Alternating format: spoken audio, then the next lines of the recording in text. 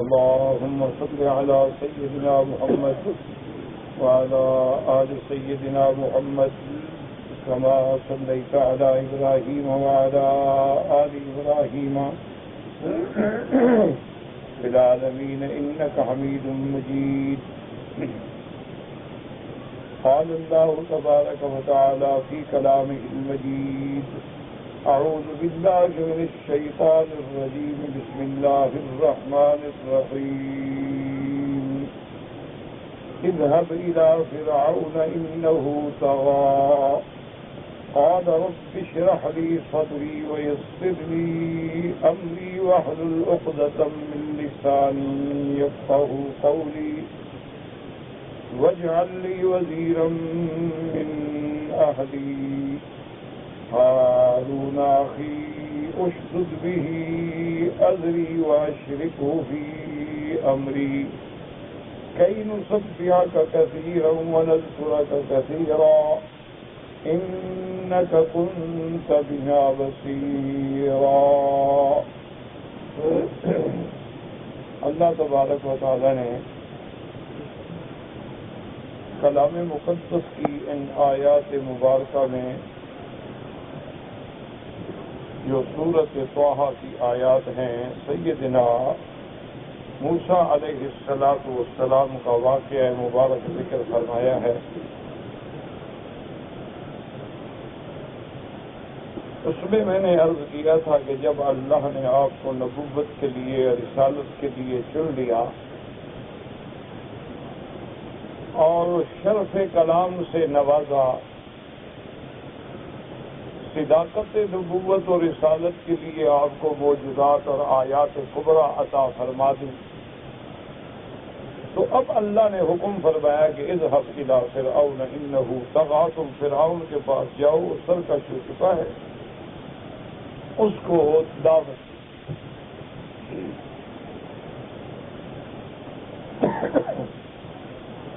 جب اتنا بڑا ثقل نبوت اور دعوت اللہ کا عظیم کام آپ کو سونپا گیا تو حضرت موسیٰ علیہ السلام نے اللہ سے دعا مانگی. تو اس دعائے موسیٰ علیہ السلام میں بھی ہمارے لیے ایک سبق ہے کہ جب کوئی کام کرنا چاہو تو اپنے اللہ کی طرف رجوع کرو، اللہ سے دعا مانگو. انسان کچھ بھی ہو جائے، وہ ضعیف ہے، کمزور ہے، وہ کسی کام کو سر انجام نہیں کر سکتا جب تک اللہ کی مدد شامل حال نہ ہو. اور یہ بھی سبق ملا کہ چاہے وہ کام دین کا بھی کیوں نہ ہو، بات سمجھتے ہیں کہ ہم تو دین کا کام کریں نہیں، اس کے لیے بھی اللہ سے دعا مانگیں. حالانکہ اب دیکھیں کہ فرائض نبوت و رسالت ہیں کہ آپ دعوت دیں، لیکن اس کے لیے پہلے اللہ کا نبی جو ہے اللہ کی طرف متوجہ ہوئے. اور دعا جو مانگی تھی اس میں پہلی دعا یہ تھی کہ رب اشرح لی صدری، اللہ میرا سینہ کھول دے. تو جب اللہ تبارک و تعالی سینہ کھول دیتے ہیں تو پھر بات واضح ہوتی ہے، آسان ہوتی ہے، سمجھنا بھی آسان، سمجھانا بھی آسان. دوسری دعا یہ تھی کہ یسر لی امری، اللہ میرے کام میں آسانی پیدا فرما دے. کیونکہ اللہ تبارک و تعالی چاہیں تو بڑی سی بڑی مشکل کو آسان کر دے، اور اللہ تبارک و تعالی اگر چاہیں تو بالکل آسان کو مشکل کر دیں. دو دعاؤں کے بعد پھر تیسری دعا جو ہے وہ سیدنا موسیٰ علیہ السلام نے مانگی کہ وَاحْلُلْ عُقْدَةً مِّن لِّسَانِي، اللہ میری زبان کی گرہ کو کھول دیں. عقدہ کہتے ہیں کسی چیز میں گرہ پڑ جائے، رکاوٹ ہو جائے. دیکھو نا دھاگا چل رہا ہے، اگر گرہ ہو تو رک جائے گا. اس کو کہتے ہیں عقدہ. کہ یا اللہ میری زبان میں جو عقدہ ہے اس کو کھول دیں. کیوں؟ یفقہوا قولی، کہ میری بات کو سمجھا جا سکے، لوگ سمجھ سکیں. اگر بات کو سمجھ نہیں سکیں گے تو پھر اس پہ عمل کرنا ہے.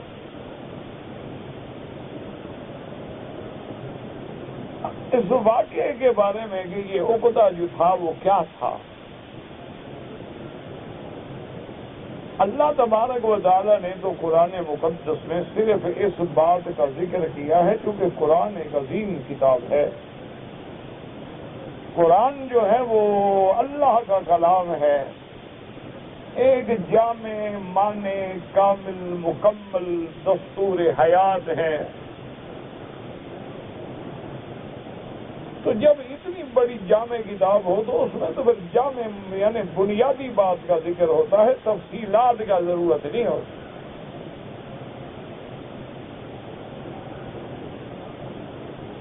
لیکن مفسرین کرام رحمہم اللہ علیہم اجمعین نے واقعہ لکھا ہے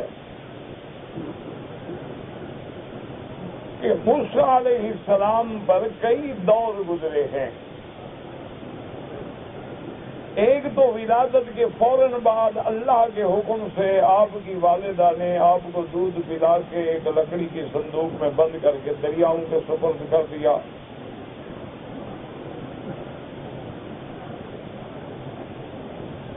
لیکن جو امانت اللہ کو سپرد کر دی جائے اور حکم بھی اللہ کا ہو وہ کبھی ضائع نہیں ہوتی.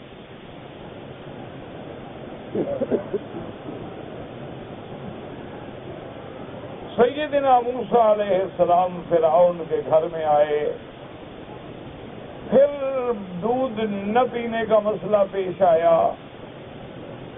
اسی کو سبب بنا کے اللہ نے موسیٰ علیہ السلام کو ان کی والدہ کے پاس لوٹا دیا.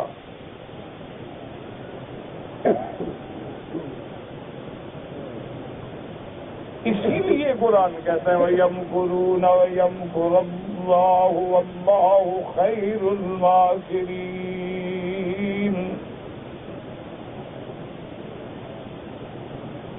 اسی طرح قرآن کہتا ہے يُخَادِعُونَ اللَّهَ وَهُوَ خَادِعُهُمْ. اسی طرح قرآن فرماتے ہیں إِنَّهُمْ يَكِيدُونَ كَيْدًا وَأَكِيدُ كَيْدًا.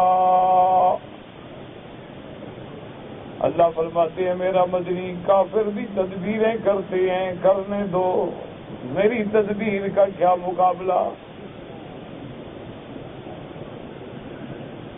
اب دیکھیں نا جی کہ فرعون نے زور لگا لیا، 70,000 بنو اسرائیل کا بچہ قتل کر دیا کہ وہ بچہ پیدا نہ ہو جو میرے ملک کے زوال کا باعث بنے. لیکن تدبیر الہی کے سامنے تدبیر انسانی کیا کر سکتی ہے؟ دیکھیں نا اللہ نے کیسا انتظام فرمایا کہ صندوق میں دودھ پینے والے بچے کو بند کر کے اب ماں اپنے ہاتھ سے دریا میں ڈال دے.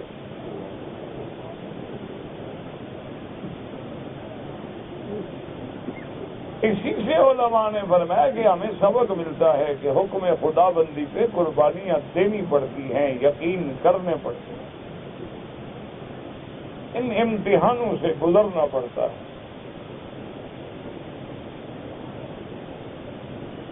اور پھر سب سے بڑی تدبیر دیکھیں کہ اللہ نے ایک انتظام فرما دیا کہ حضرت موسیٰ علیہ السلام کو حکم دے دیا کہ کسی عورت کا دودھ نہیں پینا.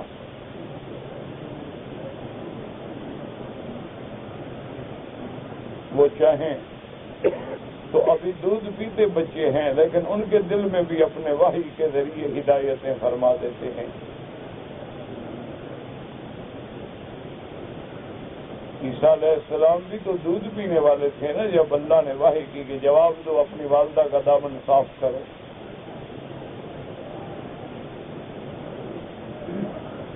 موسیٰ علیہ السلام بھی دودھ پینے کی عمر میں اللہ نے ہدایت فرما دی کہ بس دودھ نہیں پینا. اب جو عورت آتی ہے، جو عورتیں منگائی جاتی ہیں وہ بڑے پیار سے، بھائی بادشاہ کا گھر ہے، فرعون کا گھر ہے، ملکہ جو ہے وہ دوڑ رہی ہے کہ بچہ دودھ نہیں پیتا۔ اللہ نے فرمایا حرمنا علیہ المراضع کلھا من قبل، ہم نے بالکل دودھ حرام کر دیا موسیٰ کو، جو پینے ہی نہیں، موسیٰ علیہ السلام نہیں قبول کرتے۔ اسی کو اللہ نے اپنی تدبیر کے ذریعے ذریعہ بنا دیا کہ موسیٰ علیہ السلام پھر اپنی ماں کے گھر میں لوٹ آئے۔ مفسرین نے لکھا ہے کہ جب رب راضی ہو جائے دعا کرو اللہ ہم سے بھی راضی ہو۔ اللہ اکبر، گناہگار ہیں لیکن اس کے بندے تو ہیں نا، مخلوق تو ہیں نا۔ ایک آدمی یہ دیکھو نا، ایک پلاسٹک کا گلاس بناتا ہے، وہ خود تو نہیں توڑنا چاہتا، تو اللہ نے ہمیں پیدا جو کیا ہے کوئی جہنم میں ڈالنے کے لیے تو نہیں بنایا۔ مخلوق تو آخر خالق کو پیاری ہے۔ مفسرین نے لکھا ہے کہ دیکھیں اللہ جب راضی ہوتے ہیں اور انعام دینے آتے ہیں، اب موسیٰ علیہ السلام کی والدہ دودھ بھی اپنے بچے کو پلا رہی ہے اور اجرت تنخواہ بھی لے رہی ہے۔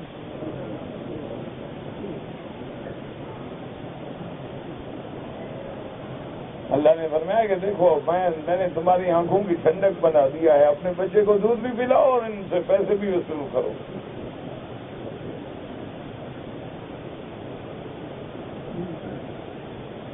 اور جب موسیٰ علیہ السلام دودھ پینے کی مدت سے گزر گئے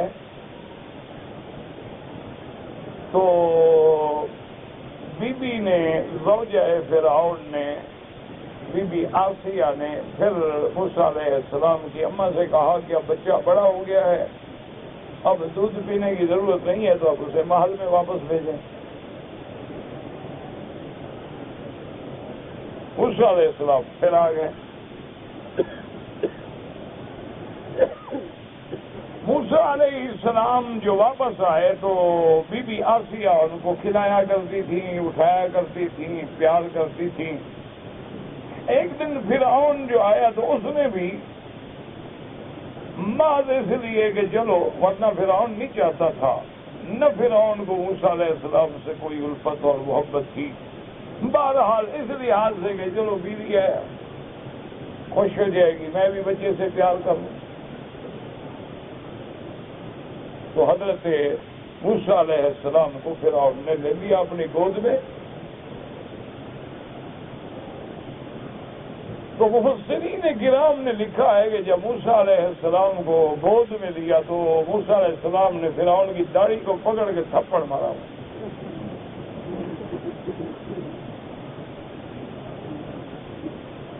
اب اس کے بارے میں مفسرین وجوہات لکھتے ہیں، بعض تو کہتے ہیں کہ اللہ نے علم دے دیا تھا، دشمن ہے تمہارا، اس کو ابھی بچپن میں مارو، بڑے ہو گے تو مارنا ہی ہے۔ اور بعض کہتے ہیں کہ فرعون جو ہے نا اس کی لمبی داڑھی تھی،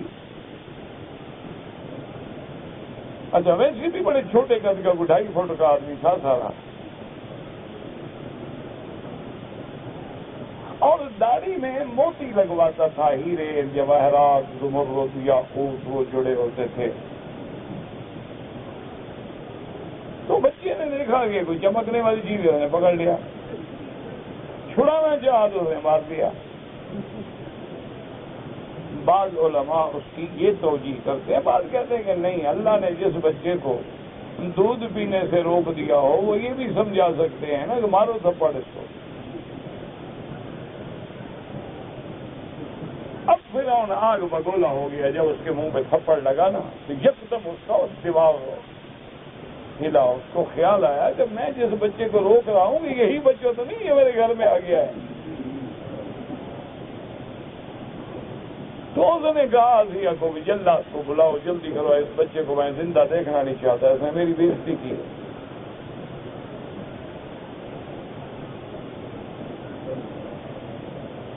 بی بی آسیہ نے سمجھایا، اس نے کہا تم بادشاہ ہو، عقل کی بات کرو، لوگ کیا کہیں گے کہ ایک بچے نے منہ پہ ایسے مارا تھا اور اس نے ذبح کروا دیا، یہ تو تمہارے لیے باعث بدنامی بات ہے۔ جب لوگ یہ سنیں گے تو کہیں گے کیا آخر بات تو نکلے گی۔ اور یہ دودھ پیتا بچہ اس کو پتا ہے کہ تم کون ہو، اور جان کر اس نے تمہیں تھپڑ مارا ہے، وہ عقل کی بات ہے؟ بولا دودھ پینے والے بچے کو کیا پتا ہوتا ہے؟ یہ کوئی دوستی دشمنی کی عمر ہے؟ یہ تو بچہ ہے، اس کو تو یہ بھی پتا نہیں کہ جمرہ کیا ہوتا ہے اور حجرہ کیا ہوتا ہے، اس کو تو یہ بھی پتا نہیں کہ موتی اور آگ میں کیا فرق ہے۔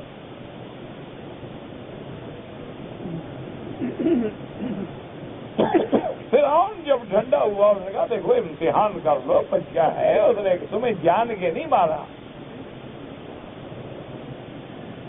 تو فرعون نے حکم دیا کہ اچھا ایسا کرو کہ ایک تشت میں ہیرے، زمرد، جواہر، یاقوت اور موتی بھر کے لاؤ، اور دوسرے تشت میں انگارے جلتے ہوئے روشن وہ لے آؤ، اور دونوں جو ہیں ایک ادھر رکھ دو ایک ادھر رکھ دو، اور یہاں سے بچے کو چھوڑ دو۔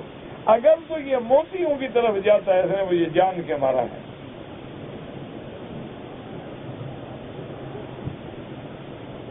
اور اگر یہ آگ کی طرف جاتا ہے تو پھر صاف بات ہے کہ بچہ ہے، اس کو پتہ نہیں۔ اور تو تشت منگوائے گئے، رکھے گئے، اور حضرت موسیٰ علیہ السلام کو دونوں تشت سامنے رکھ کے یہاں دور سے چھوڑ دیا گیا۔ وہ تو ابھی گھٹنوں پہ چلتے تھے، ایسے گھسٹتے تھے۔ تو مفسرین کرام نے یہ بھی لکھا ہے کہ جب موسیٰ علیہ السلام کو چھوڑا گیا تو سیدھے موتیوں کی طرف جا رہے۔ اللہ کا نبی ہے، آگ کی طرف کیوں جائے؟ اللہ نے حکم دیا جبریل علیہ السلام کو کہ ابھی ہم اس کو راز میں رکھنا چاہتے ہیں، موسیٰ علیہ السلام کی طرف آگ کی طرف پھیر دو، یہ ادھر جا رہا ہے، راز کھل جائے گا۔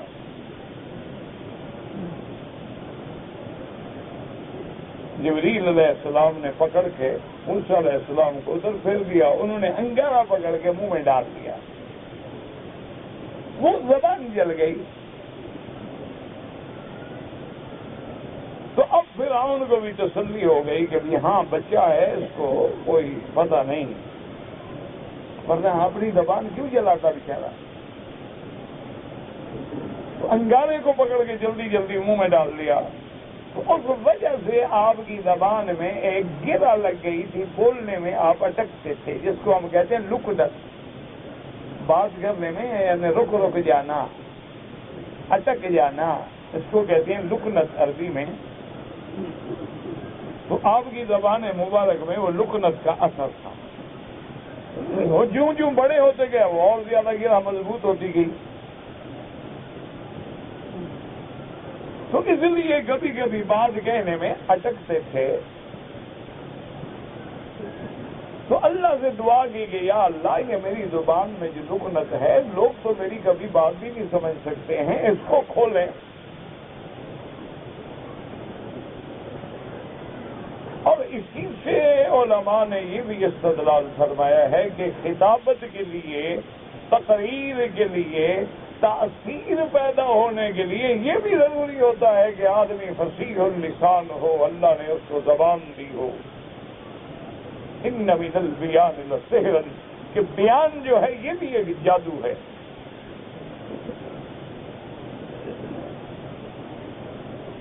ایک آدمی بہت بڑا پڑھا لکھا ہوتا ہے لیکن زبان میں سلاست نہیں ہوتی، فصاحت نہیں ہوتی، بلاغت نہیں ہوتی، بات کو سمجھا نہیں سکتا۔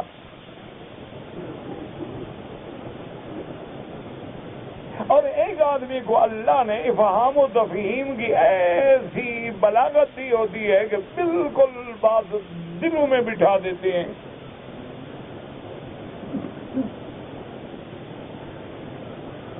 معقول کی کتابیں بڑی مشکل کتابیں ہوتی ہیں، تو بعض مسائل اتنے مشکل ہوتے تھے کہ 6 دن بھی استاد پڑھاتے تو ایک مسئلہ بڑی مشکل سے سمجھ آتا تھا۔ ہمارے استاد تھے حضرت منظور نعمانی رحمۃ اللہ علیہ طاہر والی سے، تو بڑے سے بڑا مشکل ترین مسئلہ اگر ہوتا نا تو ہم استادوں سے کہتے کہ حضرت یہ مسئلہ 6 دن ہو گئے ہم ٹکر مار رہے ہیں، کون سا بھائی؟ بڑا لے آؤ گے آج کتاب، کھولو کتاب، کھولتے پڑھو، 2 منٹ زیادہ سے زیادہ 2 منٹ لگاتے مسئلہ ختم۔ وہ جو 6 دن میں استاد سمجھا رہا ہے اس نے 2 منٹ میں حل کر دیا،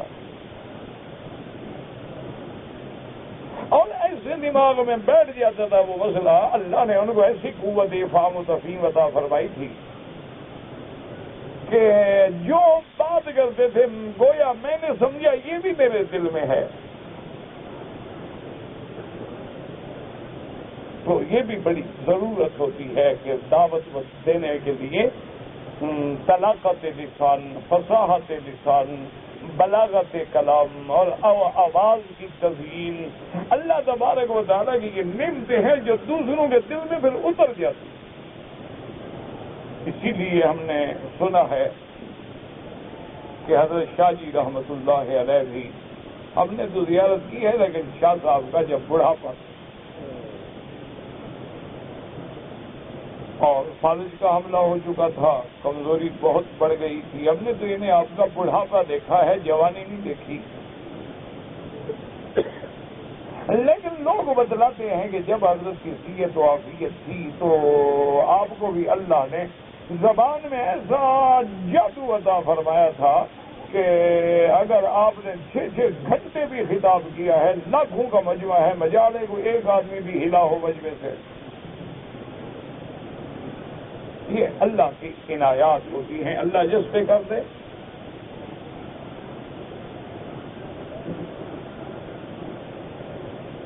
اور یعنی بات سے بات نکالنا، اور قرآن مقدس کی آیات مبارک کو اس انداز میں پڑھتے تھے کہ عرب کا نغمہ عجم کی لے میں سنا رہا ہے، وہ مرد درویش جس کو حق نے دیے ہیں انداز خسروانہ، ہوا ہے گو تند و تیز لیکن چراغ اپنا جلا رہا۔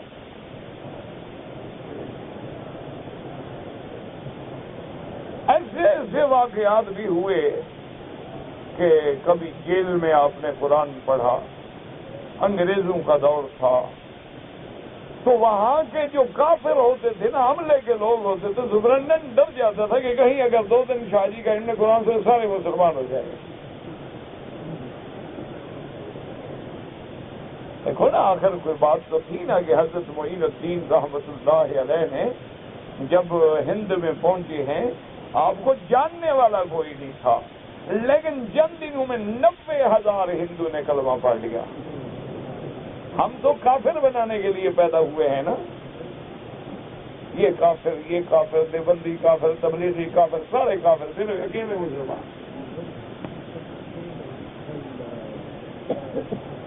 جن لوگوں نے کروڑوں لوگوں کی زندگیاں بدل ڈالی ہیں وہ کافر ہیں۔ جن لوگوں نے اپنے ادارے اور دوائر اور مدارس کے ذریعے ایک نہیں لاکھوں نہیں کروڑوں لوگوں کے سینے میں قال رسول اللہ اتار دیا ہے، وہ بھی کافر۔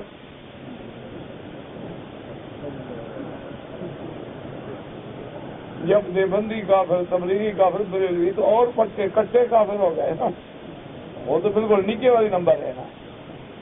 تو باقی مسلمان کتنے % بچے؟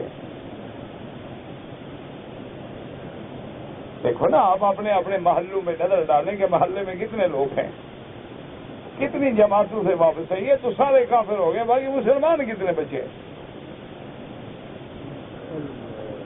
کفر اکٹھا ہو کے کہتا ہے کہ یہ سارے مسلمان ہیں میرے دشمن ہیں، وہ ہمیں مسلمان بنا رہے ہیں، مسلمان کافر بنا رہے ہیں۔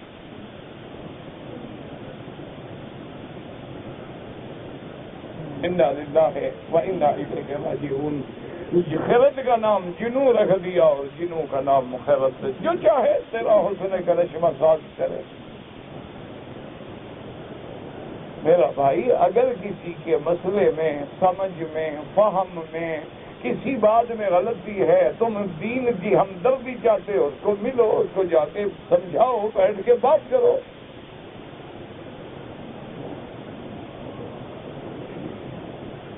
اللہ تبارک و تعالیٰ سے دعا کیا کرو کہ اللہ ہم مسلمانوں کے حال پہ رحم فرمائے۔ دشمن اپنے منصوبے میں کامیاب ہو گیا، ہم ہار گئے۔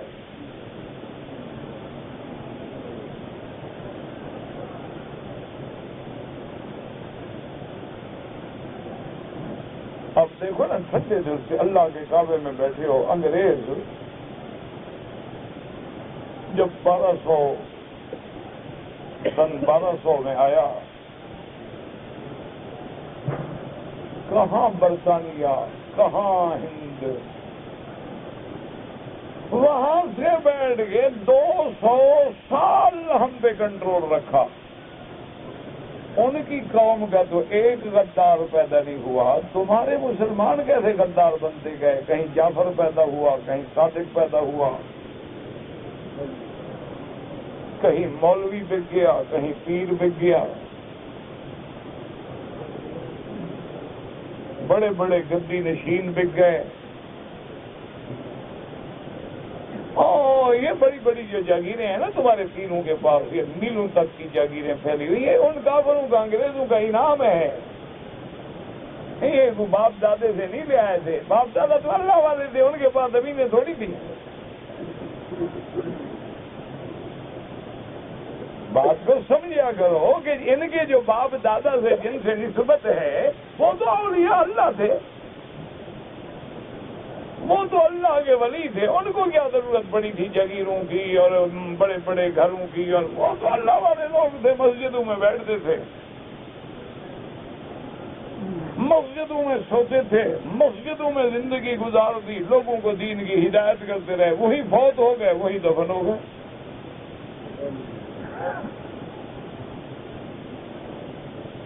ان کی بات یہ میلوں تک کی لمبی لمبی جاگیریں اور بڑے بڑے ٹھاٹ باٹ نوکر چاکر، اور ان کے بچے بھی انگریزوں کے اسکولوں کے پڑھے ہوئے، ہارورڈ اور آکسفورڈ کی ڈگریاں لینے والے. یہ کہاں تھے؟ ان کے باپ دادا تو اولیاء اللہ تھے. ان کا کیا تعلق تھا ہارورڈ آکسفورڈ سے؟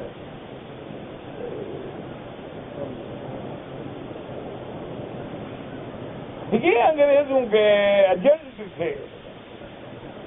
ان کے لیے انہوں نے کام کیا، انہوں نے بھی نواز دیا کہ بھئی تم نے ہمارا کام کیا، ہم نے تمہارا کام کر دیا. جیسے دیکھو آج بھی دنیا میں وہ رشدی ملعون ہے، اس کا کام کریں گے نہیں؟ کیوں؟ اس نے ان کا کام کیا، اسلام پر الزام لگائے، ورنہ ان کا کوئی باپ لگتا ہے، بیٹا لگتا ہے.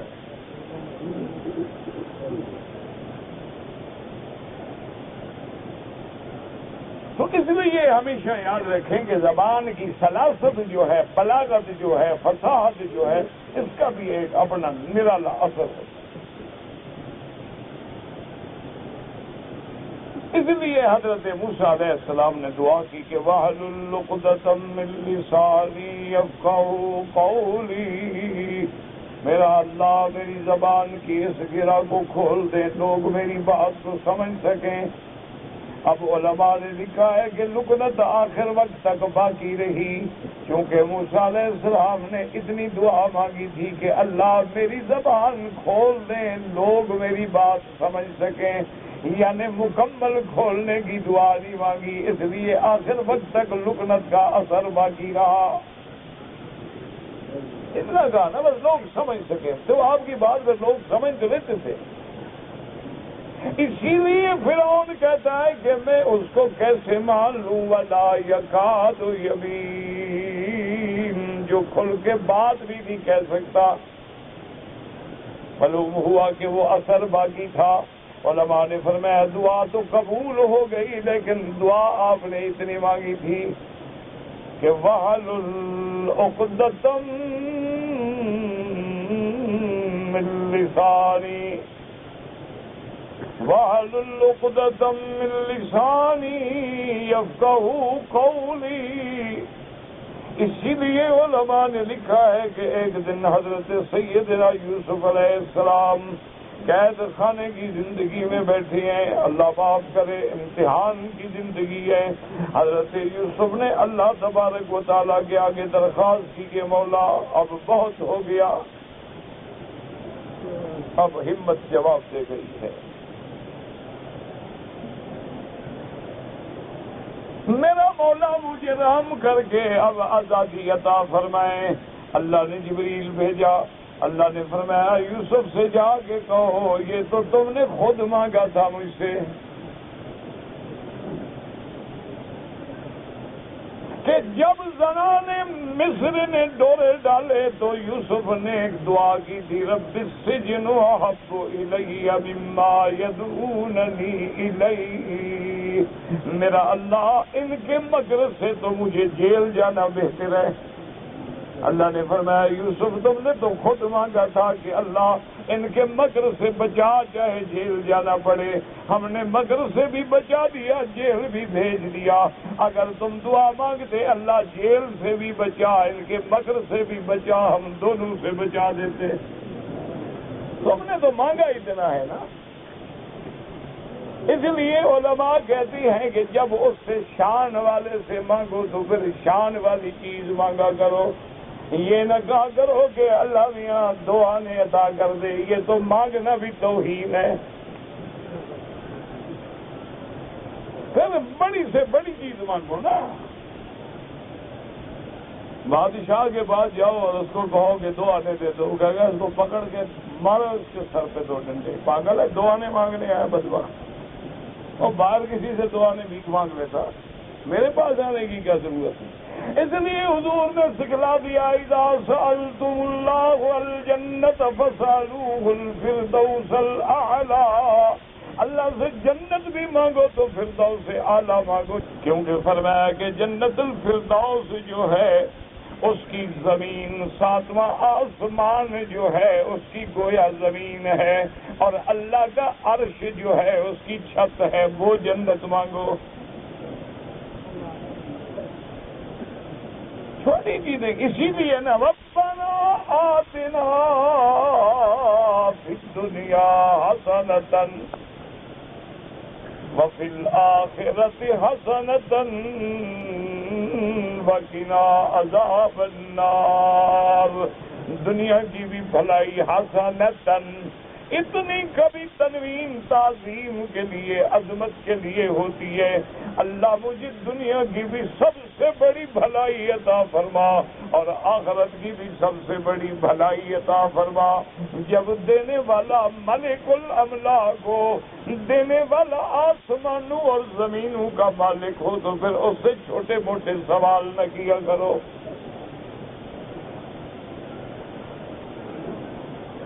اس لیے علماء فرماتے ہیں کہ حضرت موسیٰ علیہ السلام نے خود دعا اتنی مانگی تھی نا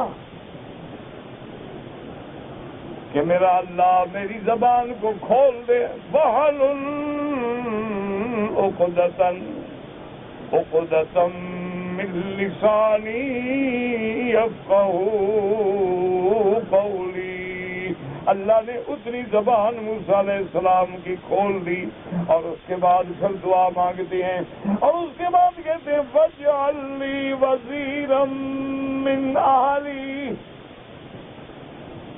اللہ مجھے بوجھ اٹھانے والا، وزیر مانا بوجھ اٹھانے والا، تمہارے وزیر نا، یہ تو خود بوجھ ہے انشاءاللہ،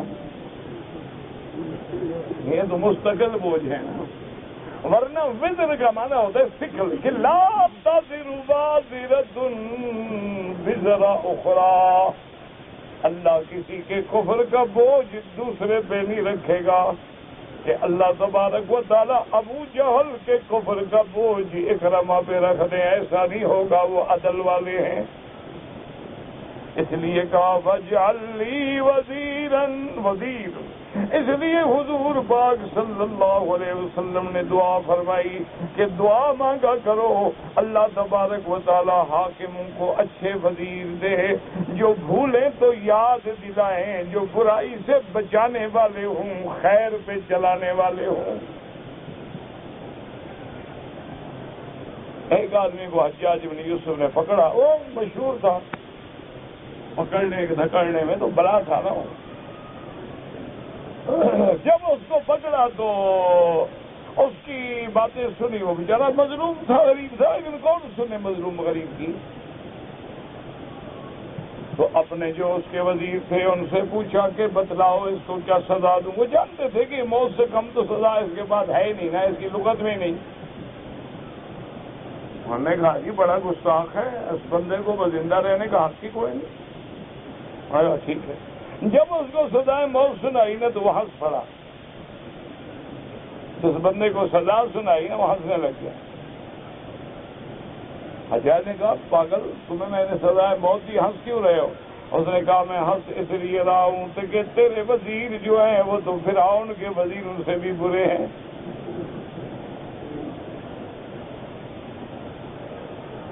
کہا وہ کیسے؟ انہوں نے کہا کہ جب فرعون نے پوچھا تھا اپنے وزیروں سے کہ موسیٰ کے بارے میں کیا فیصلہ کرو، انہوں نے کہا ارجع، مہلت دو،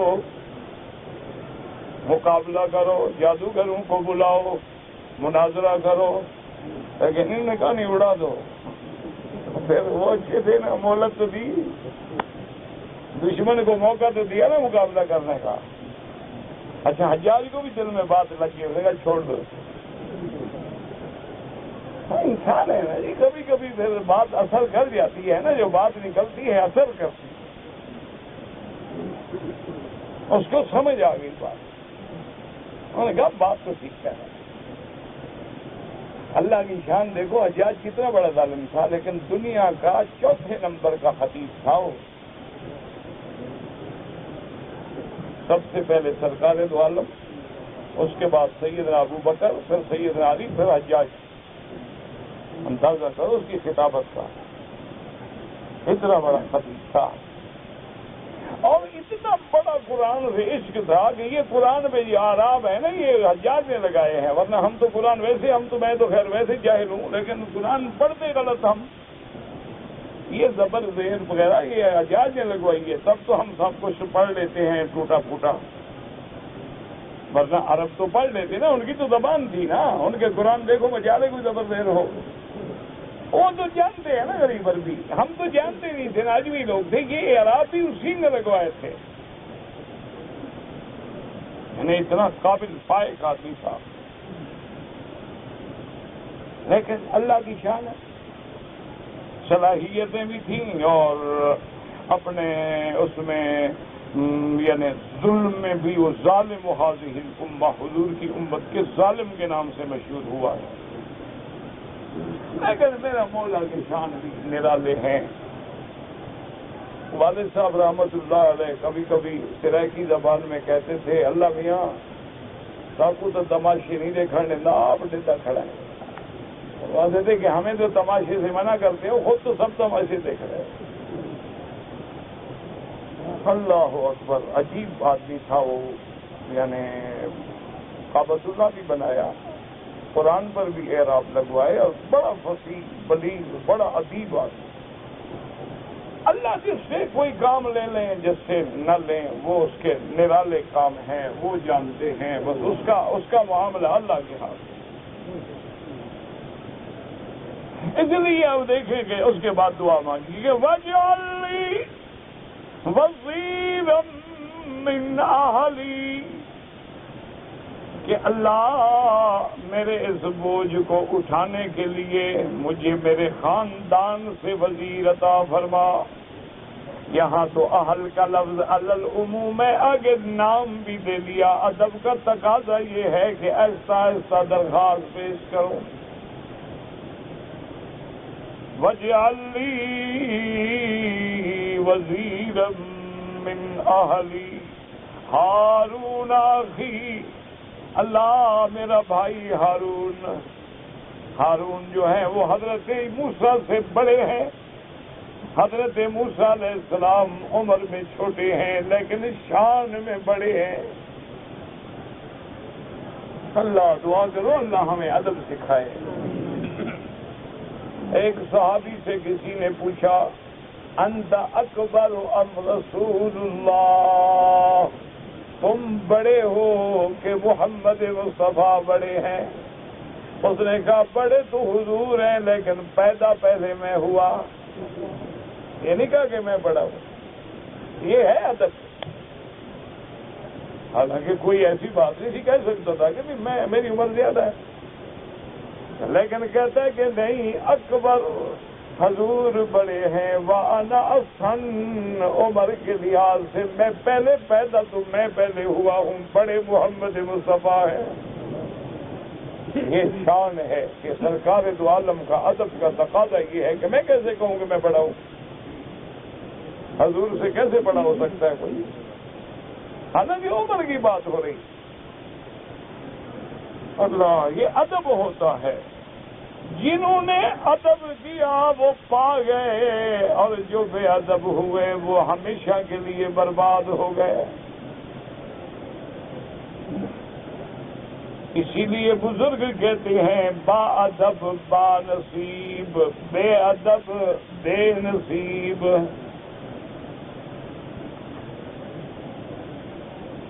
اس لیے دعا مانگتے ہیں کہ اللہ مجھے وزیر دے دے.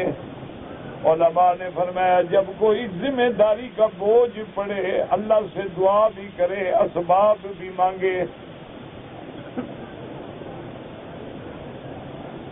اور اگر گھر سے ملے، بھائی ملے تو اور زیادہ اچھی بات ہے. اس لیے کہتے ہارون اخی اشدد بہ اذری، اللہ اس کو وزیر بنا کے میرے کندھے کو مضبوط کر دے، بازو مضبوط کر دے.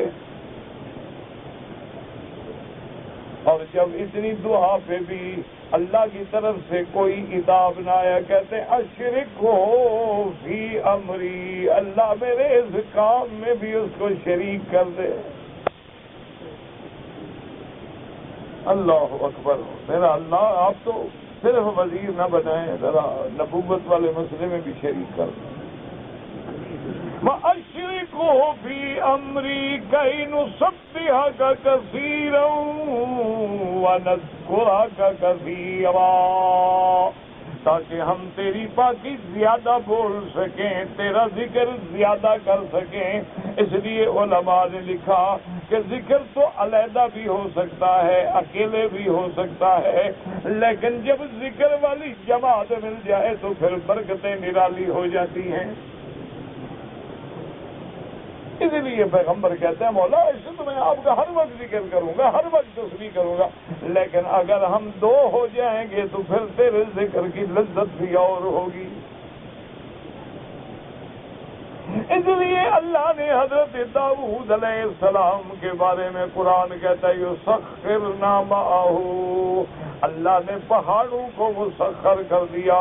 یسبحنا معہ، کہ جب میرا پیغمبر تسبیح کہے تو میرے نبی کے ساتھ مل کے تسبیح کہو. یاد رکھو ویسے تو ہر چیز تسبیح کہتی ہے، لیکن یہ داؤد کا معجزہ تھا کہ جو آپ بولتے وہ پتھر بھی بولتے، ورنہ تو ہر چیز تسبیح تو ہر جگہ کہہ رہی ہے من شیء الا یسبح بحمدہ. اس لیے قرآن کہتا ہے کہ موسیٰ علیہ السلام نے اللہ سے دعا مانگی کہ وَأَشْرِكْهُ فِي أَمْرِي كَيْ نُسَبِّحَكَ كَثِيرًا وَنَذْكُرَكَ كَثِيرًا. پہلے یہاں تسبیح کا ذکر ہے، بعد میں ذکر کا ذکر ہے. علماء نے فرمایا اس سے مسئلہ سمجھو، جو اللہ کی تسبیح بیان نہیں کرتے کیا مانا؟ اللہ تبارک و تعالیٰ کو شریکوں سے پاک نہیں مانتا، اللہ تبارک و تعالیٰ کو صفات نقصان سے پاک نہیں مانتا، اس کے ذکر کرنے کا کیا فائدہ؟ ذکر تب ہوگا کیا پہلے تسبیح آئے گی سبحانک اللہم و بحمدک و تبارک اسمک و تعالی جدک و لا الہ غیرک، اس کے بعد اعوذ باللہ، بسم اللہ، پھر الحمدللہ. پہلی چیز کیا ہے؟ نزہ ربک، اپنے رب کی تنزیہ بیان کرو. اما لا یلیق بشانہ فی ذاتہ و صفاتہ و افعالہ و احکامہ، اللہ کا مثل کوئی نہیں، شریک کوئی نہیں. اللہ اولاد سے پاک. پہلے تسبیح، اگر تم اللہ کے شریک بنا رہے ہو تو پھر ذکر کرنے کا کیا فائدہ؟ اگر قبروں پہ سجدے کر رہے ہو تو پھر نماز پڑھنے کا کیا فائدہ؟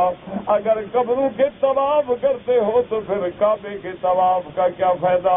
اگر قبروں پہ نظریں چڑھاتے ہو تو پھر مینا میں قربانی کا کیا فائدہ؟ یہ تو فائدہ تب ہوگا جب کہو گے ان صلاتی و نسکی ومحیای ومماتی باللہ رب العالمین۔ اللہ میری بدنی عبادتیں، اللہ میری مالی عبادتیں، اللہ میری قربانی، میری زندگی، میری موت صرف تیرے لیے ہے۔ لا شریک لہ وبذالک امرت، تیرا کوئی شریک نہیں، نہ تیری ذات میں کوئی شریک، نہ تیری صفات میں کوئی شریک ہے۔ پہلے تسبیح کرو پھر ذکر کرو تو قبول ہوگا۔ اس لیے حضرت موسیٰ نے عرض کیا کہ نسبحک کثیرا ونذکرک کثیرا۔ اللہ آپ کو بھی اور مجھے بھی اپنے ذکر کی توفیق عطا فرمائے۔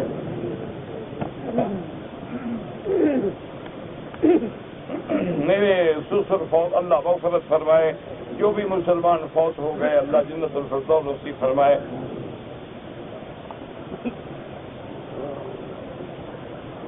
کہ کاروبار میں شرکت کے لیے قیمت فروخت مقرر کرنے کوئی ضروری نہیں۔ قیمت فروخت کا فیصلہ کرنا کہ اس کو لازم حالت میں بیچیں یہ ضروری نہیں ہوتا۔ اسلام اجازت دیتا ہے، لیکن لا ضرر ولا ضرار، وہ قیمت رکھو، وہ نفع لو جو تمہارے لیے بھی نقصان نہ ہو اور دوسرے کے لیے بھی نقصان نہ ہو۔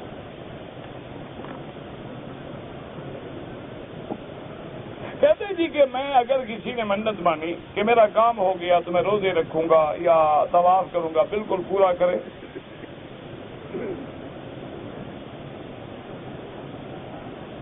حدیث پاک میں بہت اعمال ہیں میرے عزیز، کوئی ایک عمل تو نہیں نا کہ میں عرض کروں۔ بہرحال سب سے پہلی چیز ہے کہ فرائض اللہ پہ قائم رہو، اللہ کے جو فرائض ہیں، فرائض کے بعد واجبات، واجبات کے بعد سنن، پھر اس کے بعد ذکر اذکار، اور وہ ذکر افضل الذکر لا الہ الا اللہ محمد الرسول اللہ، لا الہ الا اللہ وحدہ لا شریک لہ۔ اسی طرح سبحان اللہ وبحمدہ سبحان اللہ العظیم، لا حول ولا قوت الا باللہ العلی العظیم، اور بہت چیزیں۔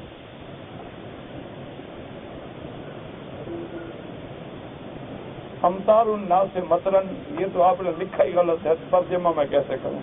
عودت العرب مرجن و نہارن، عجیب بات ہے۔ مقصد یہ ہے کہ عرب میں اللہ فراوانی دیں گے، نہریں، پانی پیدا ہو زیادہ ہوگا، علامات قیامت میں ہے۔ اللہ عالم، آپ نے عبارت ٹھیک نہیں لکھی۔ اگر کوئی آدمی 3-4 طواف مسلسل کرے، افضل یہ ہے کہ 7 چکر ختم کر کے 2 رکعت پڑھو، لیکن اگر تم 7 چکر ختم کر کے پھر حجر اسود سے دوبارہ طواف شروع کرو، 2-3 طواف کر کے بعد میں 2 رکعت پڑھ لو، جائز ہے۔ مدینہ منورہ میں جانے کے بعد آداب یہ ہوتے ہیں کہ آپ مدینہ منورہ جائیں، اپنی جگہ پہ پہنچیں، غسل کریں، پاک کپڑے پہنیں، خوشبو لگائیں، مسجد نبوی میں حاضر ہوں، پہلے 2 رکعت تحیۃ المسجد پڑھیں، پھر درود شریف پڑھتے پڑھتے پڑھتے حضور کی مواجہہ میں آئیں، ادب سے صلاۃ و سلام پڑھیں، اللہ سے دعا مانگیں، اور جتنے دن مدینہ منورہ میں رہیں درود کی کثرت کریں۔ کہتے جی کہ بعض نمازوں میں جیسے مکبر ہوتا ہے، امام بھی تکبیر کہتا ہے، مکبر بھی پیچھے اللہ اکبر کہتا ہے، تو ہم امام کی اقتدا کریں گے یا مکبر سے ہمارا کیا کام ہے؟ ہم امام کی اقتدا کریں گے۔ مکبر تو اس لیے ہوتا ہے کہ جن کو آواز نہیں پہنچی ان کو بھی پہنچ جائے۔ اگر کوئی آدمی عمرے پہ آیا، اس نے طواف بھی کر لیا، صفا مروہ بھی دوڑ لی، اب اپنے بال خود اگر پھیر دے اس طرح بالکل جائز ہے۔ حرم میں جو نماز ہوتی ہے جنازے کی، عورتیں پڑھ سکتی ہیں، فرض نماز پڑھ سکتی ہیں، جنازہ پڑھنے میں کیا تکلیف ہے؟ مسئلہ یہ ہے کہ جنازے کے لیے عورت گھر سے نہ آئے، لیکن اگر موجود ہے تو پڑھے۔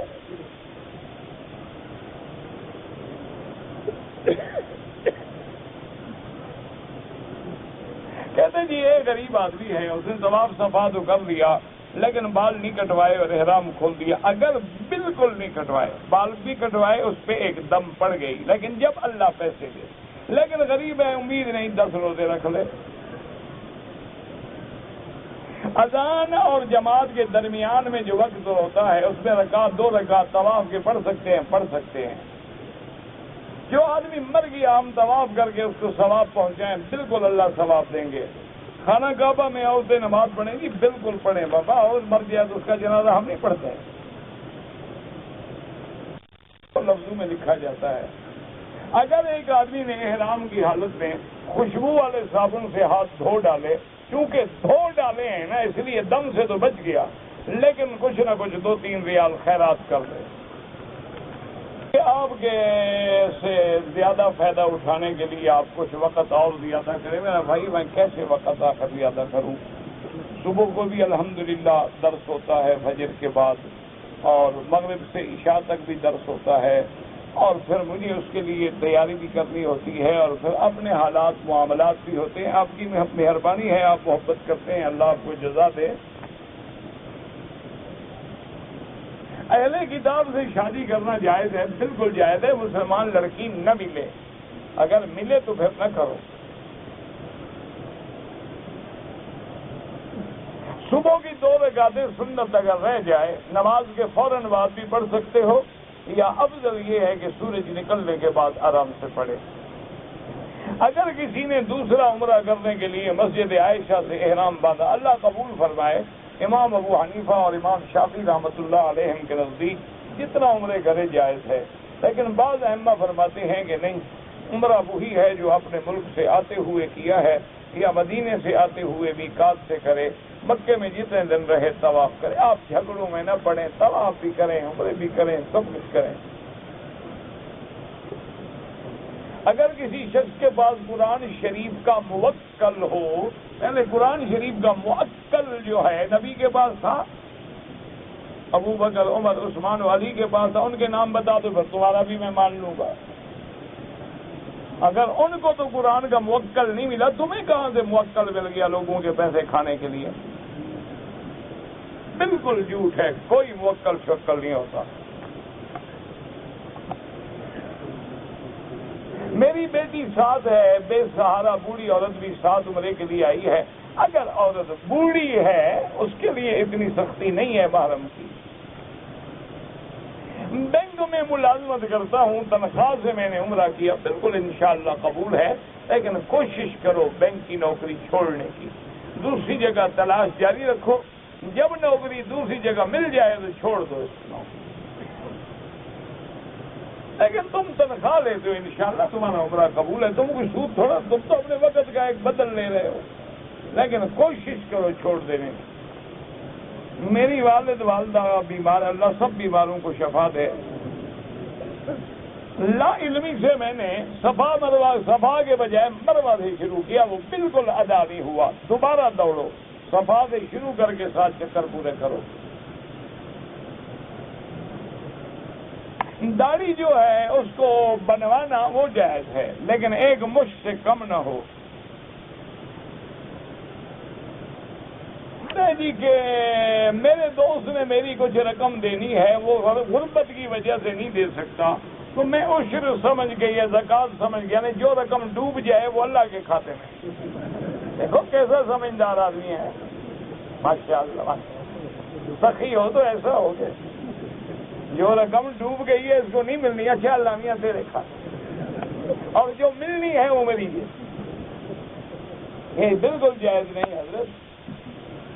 نمازیوں کے آگے نہ گزرا کریں، بہرحال مجبوری ہو تو سجدے کی جگہ سے دور گزریں۔ جو آدمی بینکوں سے قرض لیتے ہیں بالکل ٹھیک ہے، فاذنوا بحرب من اللہ، وہ اللہ سے جنگ لڑتے ہیں، توبہ کریں اور بالکل اس لعنت سے بچیں۔ اگر کوئی عورت بغیر محرم کے آئے بالکل گناہ گار ہے، عمرہ تو ہو جائے گا، لیکن حضور نے فرمایا کہ کوئی عورت سفر نہ کرے جب تک کہ محرم ساتھ نہ ہو۔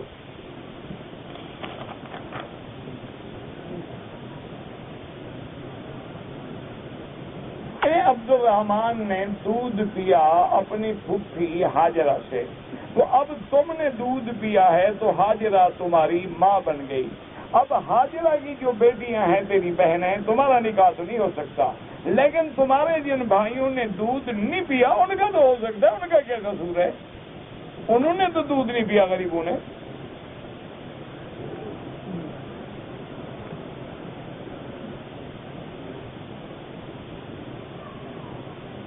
اگر امام نے 3 رکعتوں پہ سلام پھیر دیا، پھر کھڑے ہو کے رکعت پوری کر دی، اگر وقفہ زیادہ نہیں ہوا، فوراً کسی نے سبحان اللہ کہا اور کھڑے ہو گئے تو ٹھیک ہے، ایک رکعت پوری کر دی، نماز صحیح ہو گئی۔ احرام کی حالت میں خوشبودار صابن سے ہاتھ دھویا، صدقہ خیرات کر دو۔ اونٹ کا گوشت کھانے سے وضو ٹوٹ جاتا ہے، امام احمد بن حنبل رحمۃ اللہ علیہ فرماتے ہیں کہ دوبارہ وضو کرے۔ امام ابو حنیفہ فرماتے ہیں کہ وضو لغوی مراد ہے، اصطلاحی نہیں۔ کیا معنی؟ یعنی ہاتھ دھو لے، کلی کر لے۔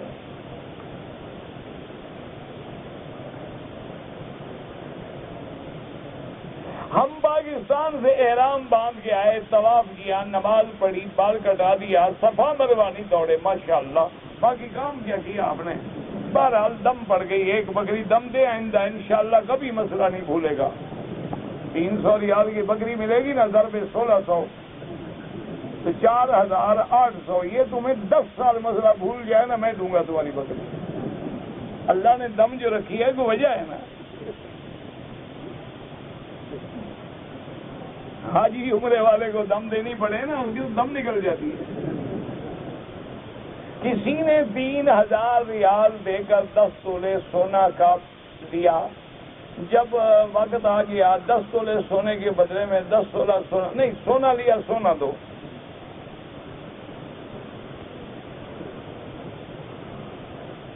چار 5 مہینے سے ایمان و کفر کے فتنے میں پڑا ہوا ہوں، دل میں وسوسے آتے ہیں، اچھی بات ہے، بری بات تو نہیں ہے۔ یہ دیکھو نا، اسی کو تم خطرہ سمجھ رہے ہو، یہی تو ایمان کی علامت ہے۔ یہ تو اچھی بات ہے، کوئی بری بات نہیں ہے۔ اعوذ باللہ پڑھو، لا حول پڑھو، ورنہ اچھی بات ہے، کوئی ڈرنے کی بات ہے ہی نہیں۔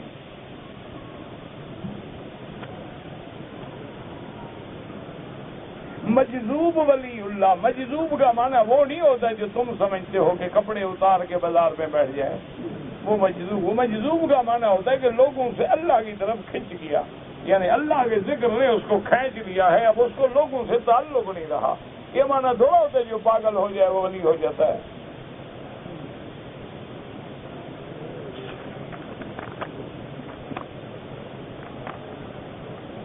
میری والدہ کی عمر 70 سال سے زیادہ ہے، تم دماغ میں کچھ فرق آ جاتا ہے، کبھی اثر سمجھتی ہے، کبھی شاذ، کوئی بات نہیں، پڑھتی رہے۔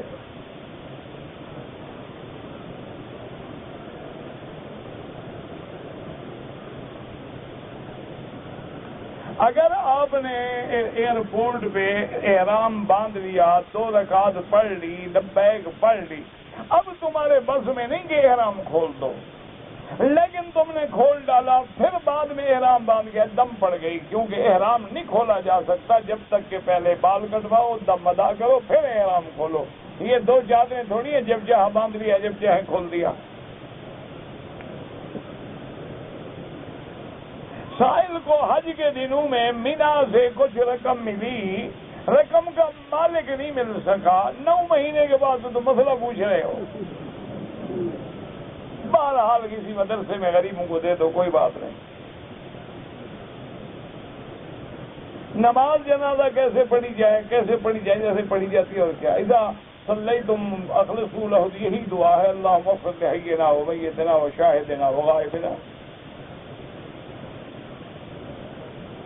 اسپیکر کی ضرورت میں مکبر کی کیا ضرورت ہے؟ اگر اسپیکر بند ہو جائے پھر کیا کرو گے؟